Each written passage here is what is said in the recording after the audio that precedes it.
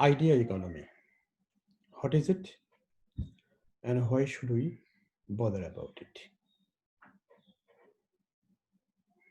Economic activities in a society often start from the extraction and the trading of natural resources.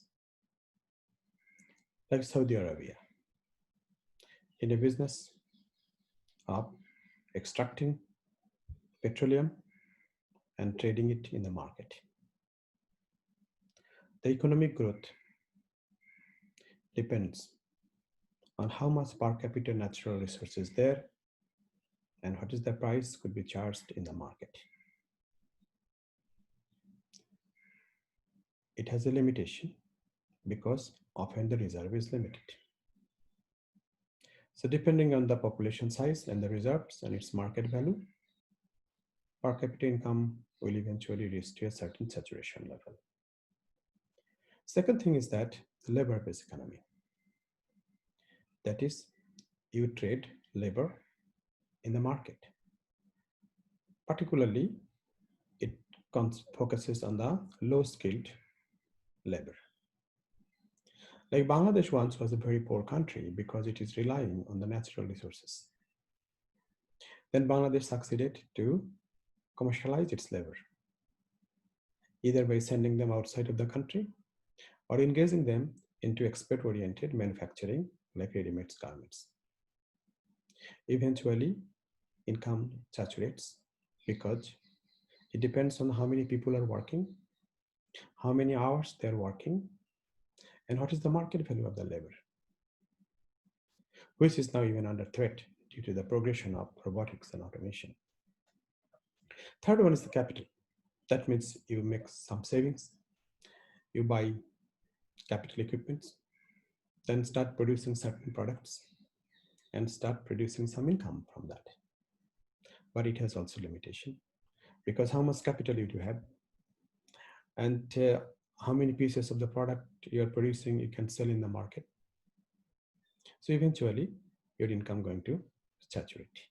And it also depends on the dynamism in the market in terms of alternative products. Next one is the knowledge economy. That means you gather knowledge and produce some outputs with the help of this knowledge, like a doctor, like a teacher. A doctor is using his knowledge of biology, of medicine, in detecting the disease and making a prescription. So this is the output of the knowledge, what the doctor acquired through the process of education and experience. It also saturates because it depends on how many knowledge workers you do have, how long they are going to work, and what is the market value of their outputs. All of these four do contribute to the economic growth, but they do saturate. And the income level or the economic standard of a country depends on factors like how much natural resource you do have, or how many people you have to work, or how long these people are going to work. And the next one, ultimate frontier, is the idea. This idea economy is about the production of ideas and trading them in the market. Even the idea originators may die and may retire, but his or her idea has the potential of keep producing revenue. When an idea originator sleeps, his idea works. And this idea economy doesn't have any limitation to keep contributing to the income growth, to the economic growth. This is the most powerful means of producing economic output, which has the potential of opening an endless frontier of growth to the income of an individual, to the income of a country. Historically, developing countries focused on natural resources, labor, then capital. As a result, they grew at different levels, then they kept getting stuck. Knowledge economy helped them to move a little further, but they're still not in a position to benefit from idea economy. On the other hand, countries like Japan, Germany, America, they have a strong foothold on idea economy. They're investing in research, in scientific research, in producing a flow of knowledge. And they are converting this flow of knowledge into ideas of a product feature, of a process feature, so that they use this flow of idea to keep redesigning their products, making them better and cheaper. And they are using also this flow of idea to innovate new product to cause disruption or into the existing products and existing industries. As a result, idea economy is not only opening endless frontier of growth, idea economy is also going to determine the future of the market value of labor, of natural resources, even of knowledge. Because through ideas, that now innovators are succeeding in developing artificially intelligent solutions, which are even going to substitute the knowledge economy, which are going to substitute the advice given by a doctor, which is going to substitute the academic services given by a teacher or a professor.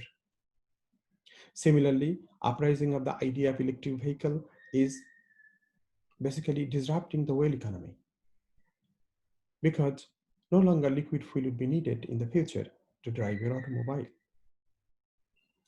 Now, why is it so powerful and why is it difficult to get into that? Number one is that idea creates new market. Idea causes disruption to existing market. Number three is that idea is a non-rivalry.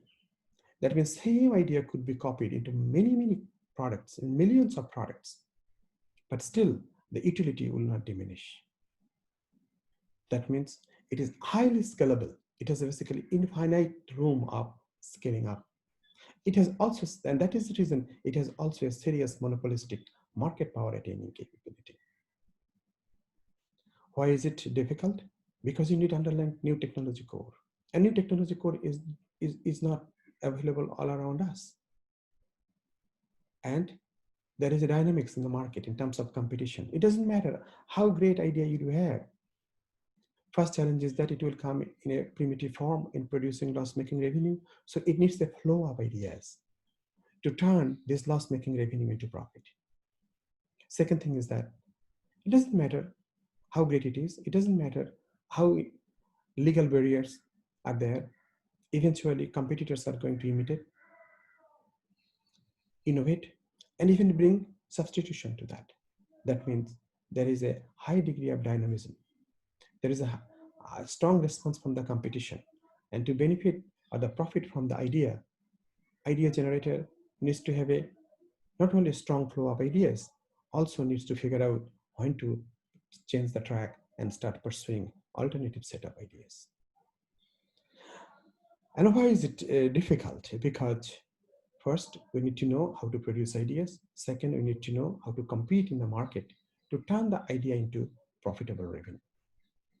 And that's the place multiple actors need to come together. A system capacity needs to be developed. Otherwise, a single creative genius cannot succeed in turning his or her great ideas into a profitable revenue. The bottom line is that idea economy is the most powerful branch of creating wealth out of our human capacity in producing increasing wealth from depleting resources, which is vital for the sustainable growth of a farm, of a family, of an individual income, and the progression of the human race as a whole. On the other hand, market has a strong role to play. In absence of the market, idea economy doesn't grow because there is the profitable competition of refining ideas in maximizing the utility from the idea. And on the other hand, this market creates significant challenge to succeed in producing and trading ideas. It is time for developing countries to figure out what is it, what is its nature, how to profit from it, and eventually how to exploit it to open the endless frontier of sustainable growth.